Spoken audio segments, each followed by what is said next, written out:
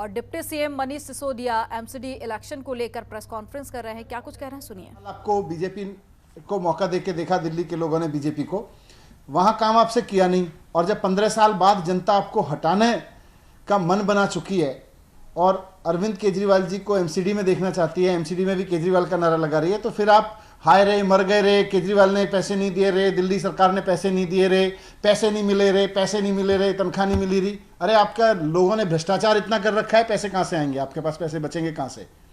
तो पहली बात तो मैं आपको यही कहना चाहता हूँ कि कांग्रेसियों की तरह रोना बंद कीजिए मैडम। दूसरी बात मैं ये भी रिक्वेस्ट करना चाहता हूँ कि आप दिल्ली की रहने वाली हैं, दिल्ली में ही रहती हैं, आप ज़रा दिल्ली में घूम लीजिए। आप देख लीजिए कि भारतीय जनता पार्टी के नगर निगम ने पूरी दिल्ली को कितना गंदा करके रखा हुआ है।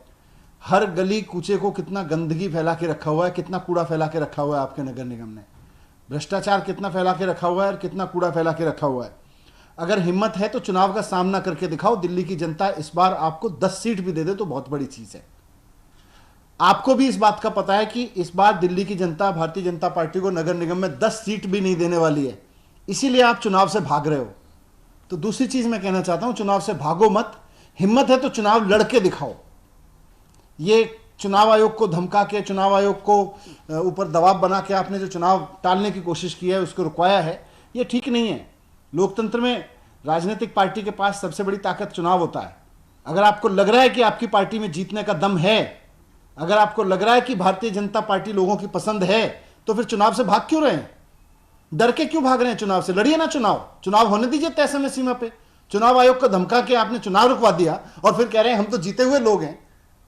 आप डरे हुए लोग हैं, आप भागे हुए लोग हैं, आप चुनाव से भाग रहे हैं। दूसरी चीज ये, और तीसरी और इंपॉर्टेंट चीज, आज देश को ये पता चलना चाहिए कि आखिरकार भारतीय जनता पार्टी ने और केंद्र सरकार ने दिल्ली के चुनाव आयोग को आखिर क्या धमकी दी है। सीबीआई की धमकी दी है कि चुनाव रोक दो, नहीं तो सीबीआई छोड़ देंगे आपके ऊपर। ईडी की धमकी दी है कि चुनाव रोक दो नगर निगम के, नहीं तो ईडी से आपको फंसा देंगे। क्या धमकी दी है आप लोगों ने चुनाव आयोग को? ऐसा कैसे हो गया कि चुनाव आयोग चुनाव की तारीखों के ऐलान करने के लिए पीसी बुलाता है और उससे 1 घंटा पहले आप उसको धमकी देते हैं और 1 घंटे में मामला पलट जाता है। फिर चुनाव आयोग कहते हैं हम चुनाव टाल देते हैं, चुनाव रोक दिए, तारीखें रोक दी जो चुनाव आयोग ने तय कर रखी थी। तो आप बताइए देश के सामने कि आपने क्या धमकी दी है? सीबीआई से फंसाने की, ईडी से फंसाने की, या किसी पद का लालच दिया है आपने चुनाव आयोग को? कुछ तो वजह हुई कि चुनाव आयोग ने बुलाई हुई पीसी, चुनाव की तारीखों का ऐलान करने के लिए बुलाई गई प्रेस कॉन्फ्रेंस को चुनाव के ऐलान की जगह फिर रिग्रेट में बदल दिया। तो आप बताएं देश को कि आपने चुनाव आयोग को किस तरह से डराया, धमकाया। चुनाव रोकने के लिए आपने कौन से हथकंडे अपनाए, पद का लालच दिया, ईडी की धमकी दी, सीबीआई की धमकी दी, आप बताएं। क्योंकि चुनाव आयोग जैसी संस्था अगर सरकारों के कहने पे चुनाव टालती रहेगी तो देश कमजोर हो जाएगा, लोकतंत्र पूरी तरह से कमजोर हो जाएगा।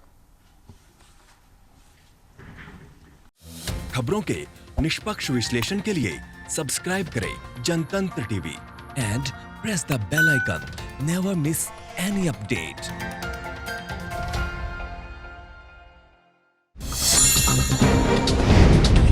डाउनलोड कीजिए जनतंत्र टीवी ऐप को, जो कि अवेलेबल है गूगल प्ले और ऐप स्टोर पर। अधिक जानकारी के लिए अभी डाउनलोड करें।